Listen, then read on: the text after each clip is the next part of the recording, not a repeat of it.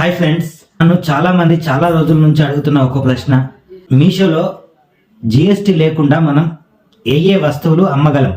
So నేను ఇప్పుడు చెప్తాను. బంగాళదుంపలు, ఉల్లిపాయలు, అల్లం మరియు వెల్లుల్లి వంటి కూరగాయలు, తాజా చేపలు, గుడ్లు, పాలు మరియు ఇతర సంబంధిత ఆహార పదార్థాలు, ద్రాక్ష మరియు పుచ్చకాయలు వంటి పండ్లు, కాల్చని కాఫీ గింజలు మరియు ప్రాసెస్ చేయని గ్రీన్ టీ ఆకులు, బియ్యం, గోధుమలు మరియు తృణధాన్యాలు వంటి బ్రాండెడ్ కంటైనర్లో ప్యాక్ చేయని ఆహార పదార్థాలు, అంటే బ్రాండెడ్ ప్యాకింగ్ చేయని విడిగా ఉన్నాయి అయితే అమ్ముకోవచ్చు జిఎస్టీ లేకుండా.